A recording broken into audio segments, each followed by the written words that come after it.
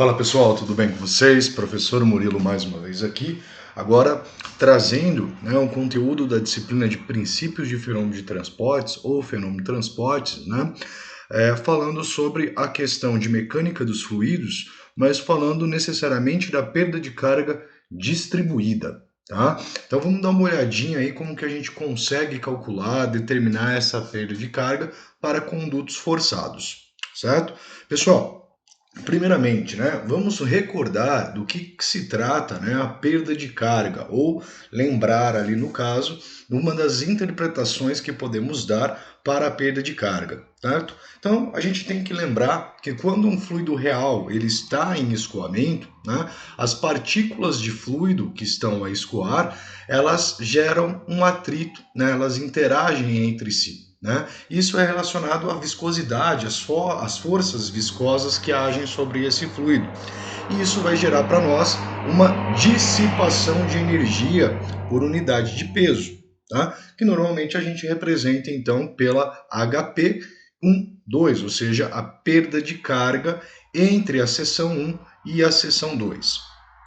Ela pode ser provocada por dois momentos, uma perda de carga chamada perda de carga distribuída, que é relacionada então apenas ao atrito do fluido, a próprio fator de atrito com que esse fluido escoa, e outra por perturbações geradas por elementos, que são as perdas de carga localizadas ou perda de cargas singulares. Mas o que acaba acontecendo nesse processo da perda de carga, essa dissipação de energia, é que ela é transformada em calor. Então você vai perceber um aquecimento desse fluido e uma energia térmica sendo transferida para fora do seu conduto. Então essa energia dissipada, ela se dissipa na forma de calor. E a ideia principal da perda de carga, ela é introduzida na equação de energia, lá na equação de Bernoulli, do princípio de Bernoulli, para fazer o balanceamento de energias. Bernoulli inicialmente considera que você não tem a perda de carga, mas fluidos reais apresentam, então não estamos trabalhando mais com os fluidos ideais.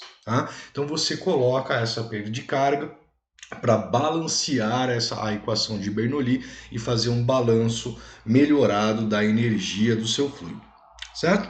Bom, acho que deu para a gente lembrar um pouquinho aí do que é a perda de carga, Então vamos falar ali de fatores que influenciam na perda de carga, gente? Um deles é a rugosidade. O que são essas rugosidades? Quando a gente trabalha com um conduto forçado, é muito característico que esses condutos apresentem uma certa aspereza na sua região interna. E essa aspereza, esse mau polimento, já que não são superfícies perfeitas, eles vão gerar pequenas perturbações no seu fluxo, fazendo então com que as moléculas do seu fluido atritem, e façam essa dissipação de energia. Quanto maior a quantidade de rugas, e maior o tamanho dessa ruga, ou essa aspereza, maior vai ser a perda de carga. Lembrando, que essas rugosidades normalmente elas podem ser criadas por deformação térmica, dependendo do material, por oxidação, no caso se for um tubo metálico, que vão aparecendo ao longo do tempo, ou mesmo incrustações de sujeira, de alguns elementos que estão junto com o seu fluido no momento do escoamento. Então, normalmente ela é distribuída de forma aleatória, em diversas alturas e disposições. Mas o que é mais importante disso? Nós temos, então, condutos que têm diâmetros maiores e também tem essa questão dessas rugas, essa rugosidade. O tamanho dessa rugosidade é chamada de rugosidade absoluta. Então, o valor, o tamanho dessas rugas. Enquanto que nós temos um diâmetro. Então, existe uma razão que vai interferir diretamente na influência da rugosidade. Então, a gente prefere trabalhar com a rugosidade relativa. E a rugosidade relativa ela é dada exatamente pela rugosidade absoluta que nós temos no nosso conduto, dividido pelo diâmetro hidráulico. Por que isso acontece? Quanto maior o diâmetro hidráulico, né, a gente vai perceber que as rugas elas vão atuar na parte do fluido que está em contato com elas, mas na parte central do nosso escoamento isso acontece de menor forma, certo? Agora, se eu tenho trabalhado com um diâmetro menor, você vai perceber que isso vai influenciar mais no seu escoamento, tá? Então a gente tem essas duas relações e a gente trabalha com essa rugosidade relativa, que é a razão, então, da rugosidade absoluta e do diâmetro hidráulico do nosso conduto, tá? Então, um dos fatores que influencia na nossa perda de carga, tá? Segundo fator é o número de Reynolds, ou seja, o tipo de escoamento, né? Se o escoamento ele é um escoamento do tipo turbulento ou laminar, ele também vai estar influenciando, né, na característica da perda de carga. Tá? Então vale lembrar que o número de Reynolds ele é dado pela massa específica vezes a velocidade do escoamento vezes o diâmetro hidráulico dividido pela viscosidade dinâmica do nosso fluido, né? Ou as forças viscosas em relação às forças inerciais. Tá? Ou também o número de Reynolds pode ser dado pela velocidade vezes o diâmetro hidráulico dividido pela viscosidade cinemática. Tá? Então, a gente tem, né, diversas formas ali de determinar o fator de atrito em um dado conduto forçado, e um deles é a expressão de Darcy, né? Essa expressão, ela correlaciona que o fator de atrito, ela vai ser dado em relação ao número de Reynolds, ou seja, o nosso tipo de escoamento, e também a nossa rugosidade relativa do conduto, né? Então, é uma função que depende de dois valores. E para a gente determinar esse fator de atrito, né, o quanto que isso vai influenciar e gerar perda de carga no nosso conduto, tá, a gente utiliza o diagrama de Moody. Diagrama de Moody, certo? Que vai nos fornecer, através de um diagrama, o valor para esse fator de atrito. Tá? Então vejamos aqui o nosso diagrama de Moody. Né? O diagrama de Moody ele é composto então por três partes. Tá? Uma parte com valores especificados da rugosidade relativa, tá? O número de Reynolds, que nós temos aqui embaixo, e o fator de fricção, né? Que é o fator de atrito. E ele vai depender aqui da questão do nosso tipo de escoamento, né? Então, laminar flow, ou escoamento laminar, né? E temos aqui também a zona de transição, ou escoamento transiente, tá? E a partir daí os escoamentos turbulentos, né? É observável, né, que conforme o número de Reynolds ele aumenta, tá, o fator de atrito ele começa a se estabelecer, né, gerando praticamente um valor constante para o valor da rugosidade relativa, né? Tendo aí então, né, a questão de uma variação maior entre uma faixa de número de Reynolds. Tá? Então vamos considerar que nós estejamos trabalhando com um fator de atrito, né, ou determinar um fator de atrito específico para uma rugosidade relativa de 0,004, né, e um número de Reynolds de 7 vezes 10 a quarta. Tá? Então, um regime turbulento. Como que a gente trabalha com isso? Primeiro, a gente vai encontrar, né, a curva relacionada ao nosso diâmetro, né, ou melhor, nossa rugosidade relativa. Então, nós temos 0,04, nós temos este valor, tá? Então, a gente vai acompanhar esta curvatura, tá? Essa curvatura que vai nos definir, tá?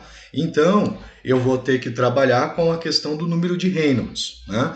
O nosso número de Reynolds, ele é de 7 vezes 10 a quarta, tá? Então, a gente vai procurar aqui na horizontal o nosso número de Reynolds, né? Então, 10 a quarta, nós temos aqui 10 a quarta, né?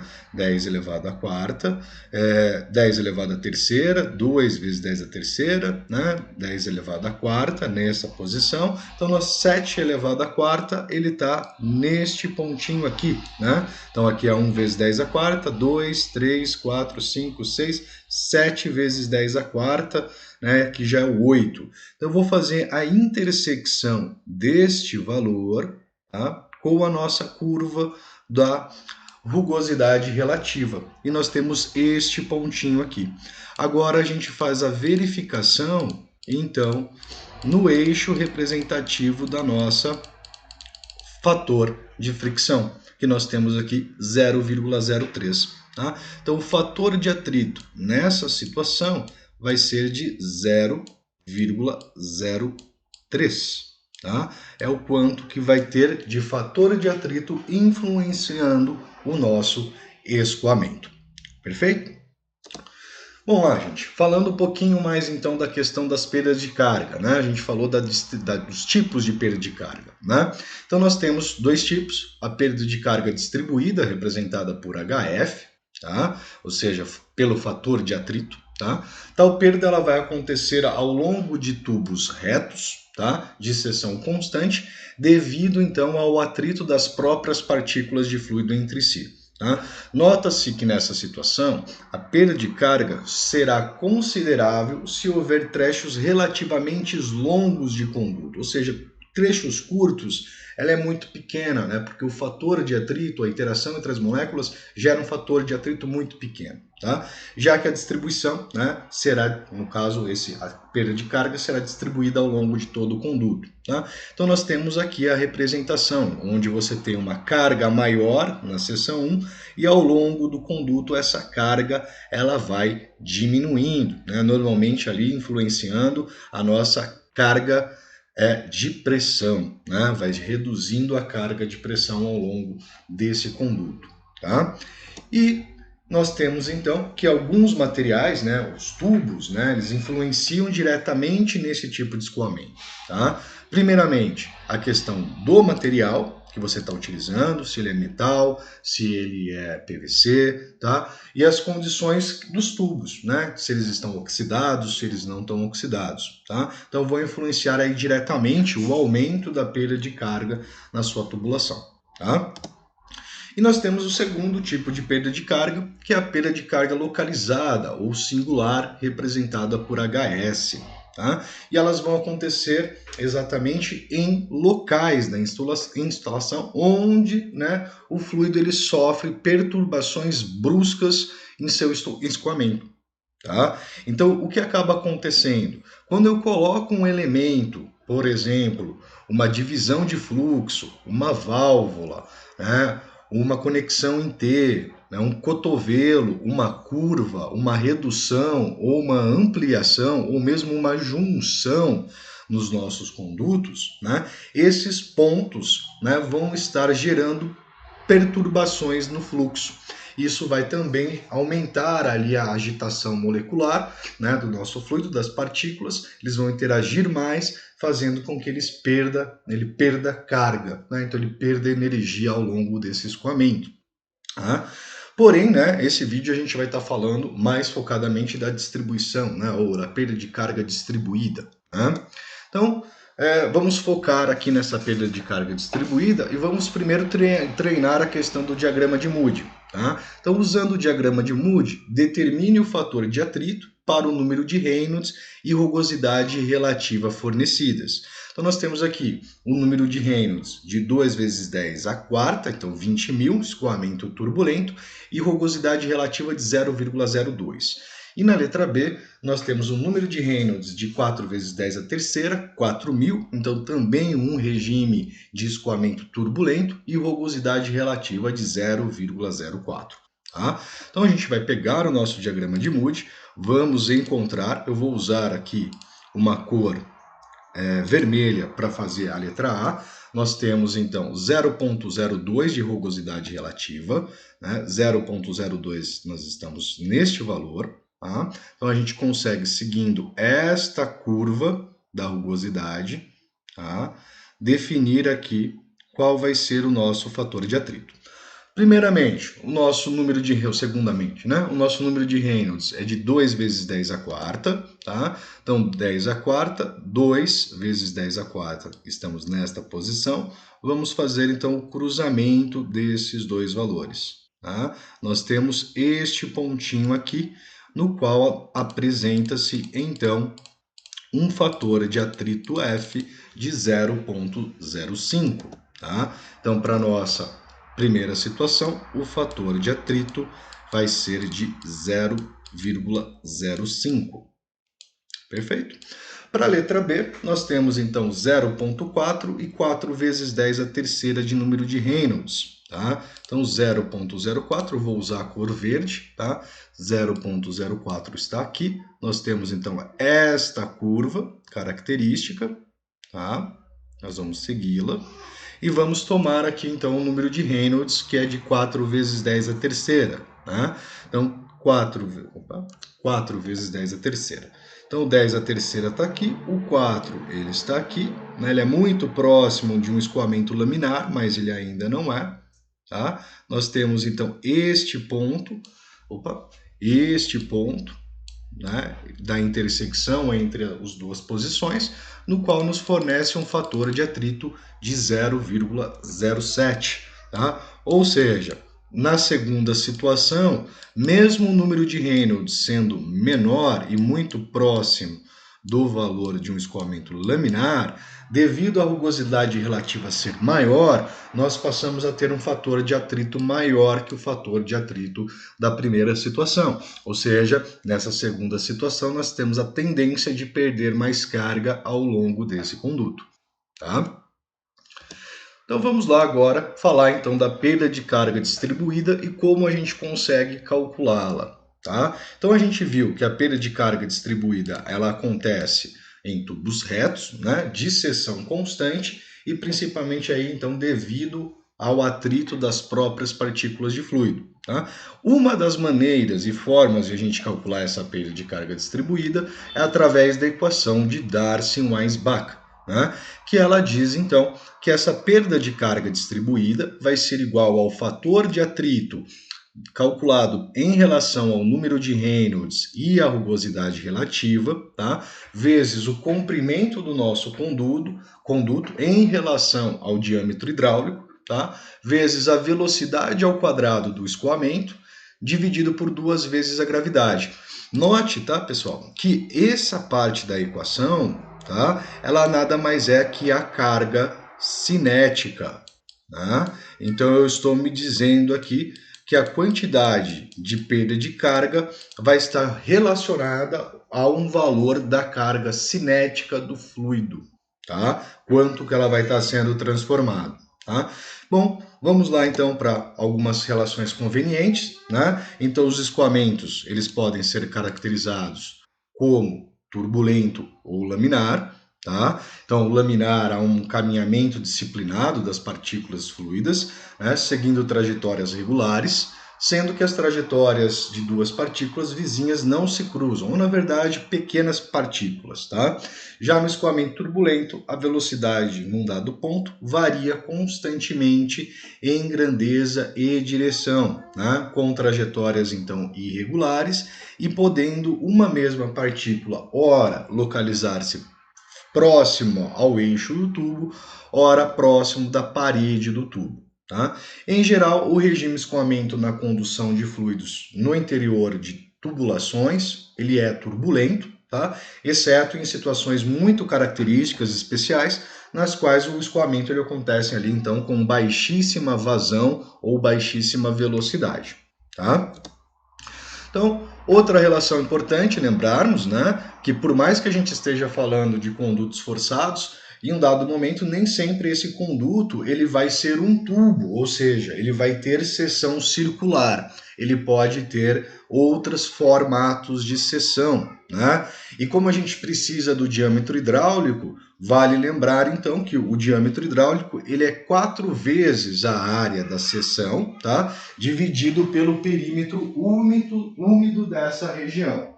Tá? Então, dependendo do formato, da geometria do nosso conduto, nós temos diâmetros hidráulicos diferentes. Né? No caso de um tubo circular, o diâmetro hidráulico vai ser igual ao diâmetro da própria tubulação.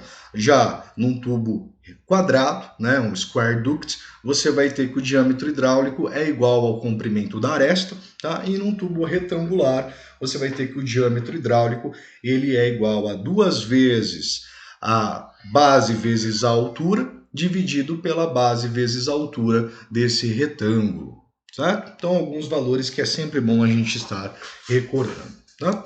Então, Outros valores que a gente precisa conhecer, claro que esses valores eles variam, tá, pessoal, de fabricante para fabricante, mas aqui a gente está utilizando como exemplo. Tá? Então, dado um certo material, qual seria a rugosidade absoluta dele em milímetros? Tá? Então, o aço comercial novo, ele apresenta uma rugosidade absoluta média, né, de 0,045 milímetros. Aço laminado novo, entre 0,04 a 0,1. Tá? Aço soldado novo, 0,05 a 0,1. Aço soldado limpo e usado, de 0 a 15 a 0,2. Aço soldado moderadamente oxidado, 0,4 milímetros. O aço ou ferro galvanizado, 0,15. Ferro forjado, 0,05. Ferro fundido novo, de 0,25 a 0,5. Tá? Ferro fundido com leve oxidação, 0,3. Ferro fundido velho, de 3 a 5. Então você pode perceber que a rugosidade é bem alta, né, para um ferro fundido velho. Ferro fundido oxidado, de 1 a 1,5 de rugosidade absoluta. E cobre, latrão e PVC apresentam uma rugosidade absoluta bem pequena, 0,0015 milímetros. Tá? Por isso que muitas vezes se dá preferência a eles, principalmente porque a taxa, né, de oxidação deles é bem menor do que os materiais como aço e ferro. Tá?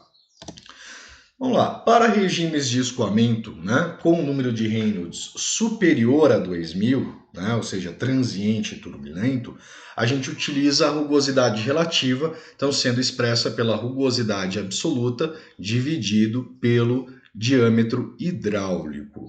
Tá? Então a nossa rugosidade relativa, né? E determinamos o fator de atrito F pelo diagrama de Moody, como a gente viu anteriormente.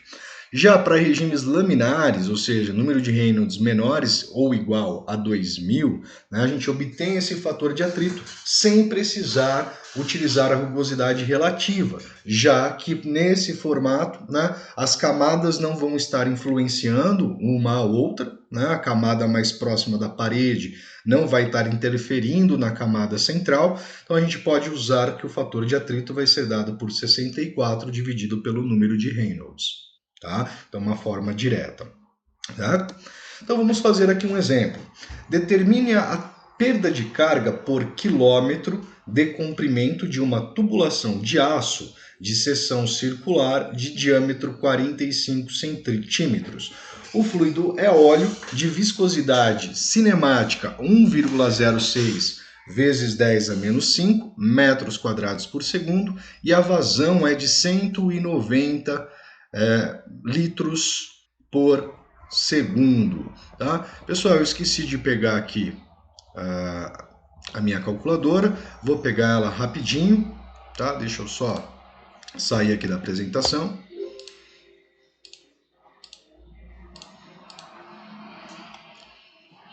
Cadê a minha calculadora?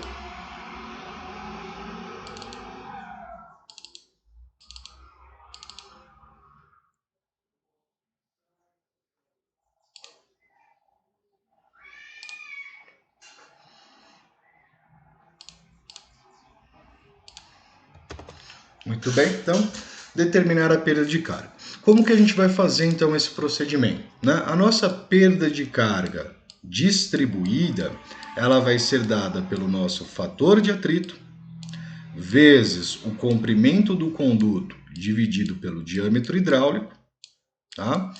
Vezes a velocidade do escoamento ao quadrado, dividido por 2 vezes a gravidade, ou seja, a nossa carga cinética. Tá? Agora, o que nós vamos precisar? Vamos precisar do fator de atrito. O fator de atrito ele vai ser obtido pelo número de Reynolds em relação ao nosso valor da viscosidade, não, perdão, né? O valor da rugosidade relativa, tá? DH, que a gente vai precisar calcular. Tá? Então, vamos precisar desse valor para obter o fator de atrito. A gente vai precisar do comprimento. Tá? O nosso comprimento foi fornecido, ele é de 1 km, tá? Então 1000 metros. Importante. Tá? A gente vai precisar do diâmetro hidráulico.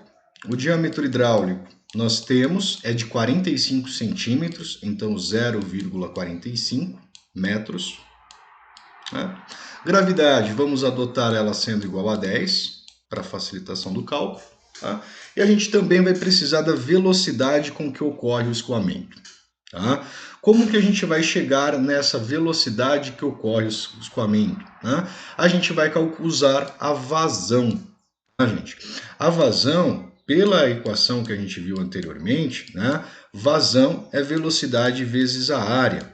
Tá? Ou seja, a velocidade pode ser calculada pela vazão dividida pela área. Tá?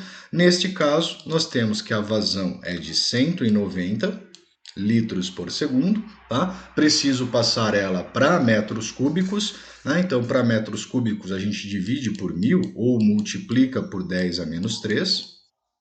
Tá? Então, metros cúbicos dividido pela área. A área, como o tubo é circular, é uma tubulação, nós temos que a área é π vezes o diâmetro ao quadrado, então 0,45 elevado ao quadrado dividido por 4. Tá? Então, a nossa velocidade de escoamento vai ser dada por 190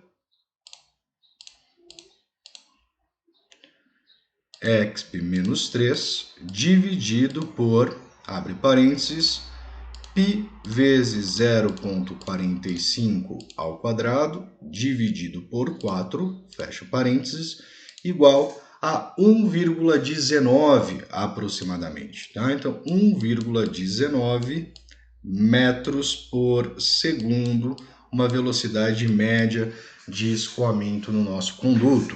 Tá? Lembrando que nós vamos precisar também do número de Reynolds. Né? Para que a gente vai precisar do número de Reynolds? Para calcular o fator de atrito. Tá? Então, nós temos já a questão da velocidade. Então, o número de Reynolds, RE, neste caso, ele vai ser dado pela velocidade vezes o diâmetro hidráulico dividido pela viscosidade cinemática. Tá? Então, o nosso número de Reynolds vai ser igual a 1,19 vezes 0,45 dividido por 1,06 vezes 10 a menos 5. Tá? Então, teremos aqui que o nosso número de Reynolds, tá? Ele vai ser dado por 1,19 vezes 0,45 dividido por 1,06 exp menos 5, fecha parênteses, igual a 50.518, tá? 50.518, tá? Vamos colocar aqui 50.518. Temos alguns quebradinhos, né? Poderia até 59. Vou colocar aqui, vírgula 9 de número de Reynolds, tá? A gente vai precisar fazer uma aproximação, certo? Por quê? Né? O diagrama de Moody, ele trabalha mais ou menos ali com valores a cada 1.000, né? Então, aqui a gente tem aproximadamente, né? Aproximadamente 5 vezes 10 à quarta, né? A gente pode ver que está mais próximo do 5 vezes 10 à quarta, né? Do que do 6, né? Vezes 10 à quarta. A gente está mais próximo dos 50.000 do que dos 60.000. Tá? Então, uma aproximação. Outro valor que a gente vai precisar é do nosso rugosidade relativa. Né? Então, a gente vai ter que trabalhar com a rugosidade absoluta. Como ele traz que o conduto é de aço, tá? A gente vai pegar o aço. Né? Ele não especifica qual, mas vamos trabalhar então com o aço comercial novo, tá? Supondo que seja o aço comercial novo. Então, a nossa rugosidade do aço comercial novo, ele é de 0,045, tá? Então, nós teremos 0,045, lembrando que isso é em milímetros, né? Então, vezes 10 a menos 3, dividido pelo nosso diâmetro hidráulico, que é de 45 centímetros, que é 0,45. Tá? Então, nós vamos ter aqui que o nosso valor de rugosidade relativa vai ser de 0,045 exp elevado a menos 3 dividido por 0,45, tá? Nós teremos então 1 vezes 10 a menos 4, né? 1 vezes 10 a menos 4, que seria praticamente 0,0 ou exatamente, né? 0,01. Tá? Então temos aqui todo mundo que nós precisamos, né? Precisamos a rugosidade relativa, o número de Reynolds, a velocidade de escoamento, o diâmetro hidráulico e o comprimento. Né? Então aqui 1,19, falta o fator de atrito. Né? Qual vai ser o valor desse fator de atrito? Né? Então vamos lá, 0,001, né, na quarta casa decimal é o nosso rugosidade relativa, ela está aqui, então a gente vai acompanhar esta curva. Tá? Vamos pegar o nosso número de Reynolds, 5 vezes 10 à quarta, né? Então 10 à quarta está aqui, o 5 vezes 10 à quarta está localizado aqui. A gente tem esta posição, tá? Esta posição, note que ela é localizada acima do 0,02, né? E aqui é 0,05. Né? Então você tem 0,021, 0,022, 23, 24.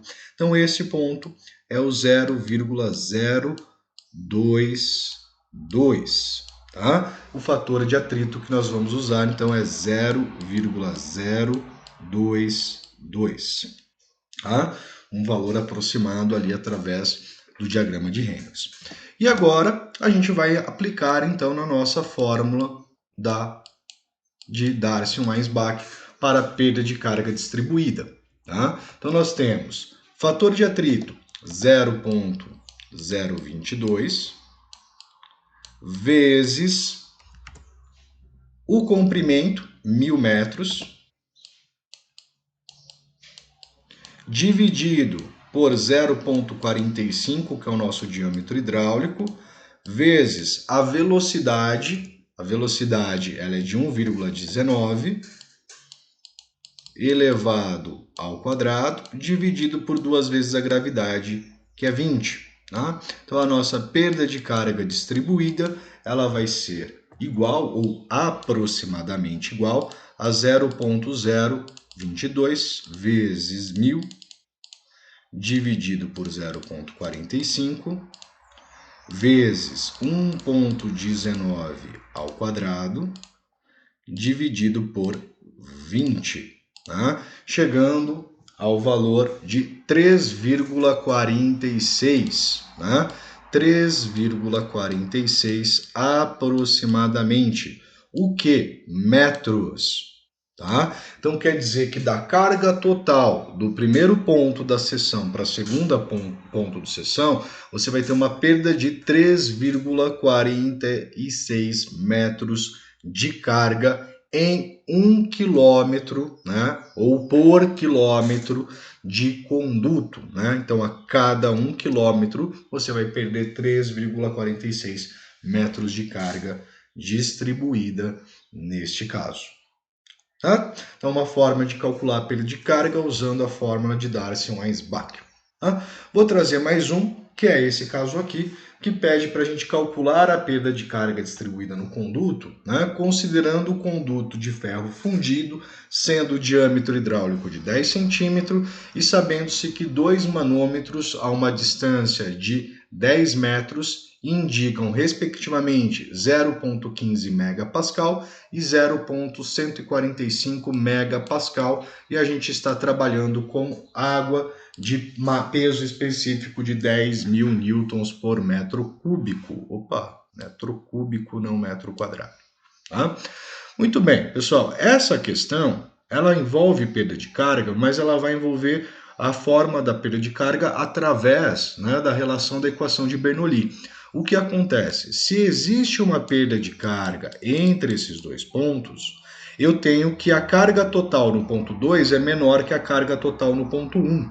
Então nós temos que a H1 ela vai ser igual a H2, porém somado a essa perda de carga que nós temos ao longo desse conduto, que ele é retilíneo. Então essa perda de carga é igual à perda de carga distribuída. O que nós temos? A carga 1 ela é Z1, né?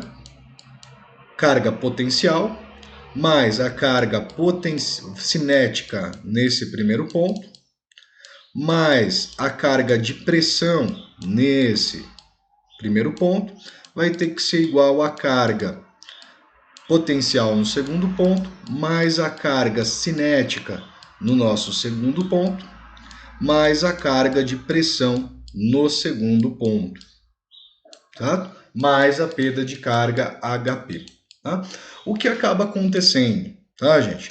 Como esse duto, né, ele é retilíneo, né, e ele não tem desnível, a carga potencial em 1 e em 2 são as mesmas. Então eu posso simplificar essas duas cargas.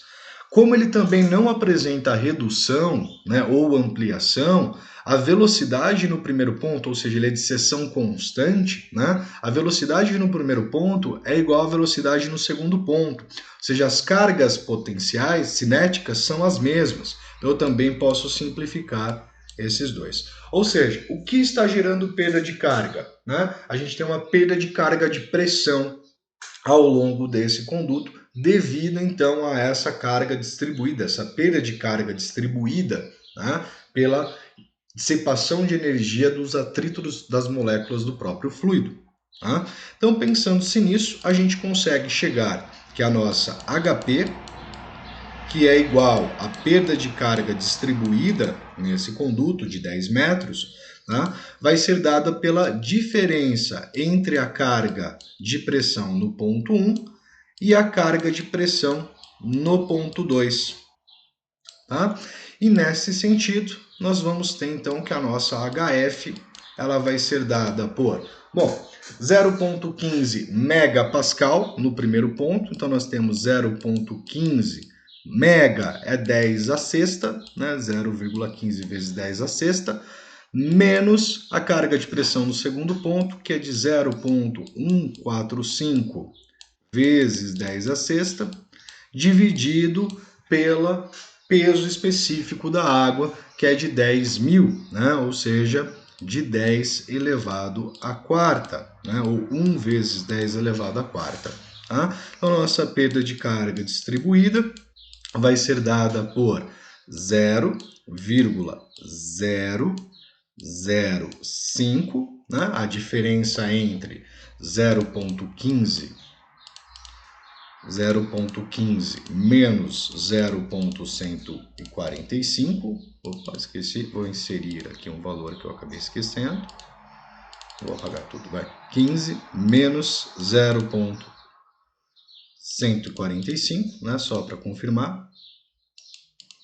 Vou dar a operação aqui para ficar mais visível para vocês. Né? 0,05, tá? Vezes 10 a sexta, dividido por 10. 1 vezes 10 a quarta.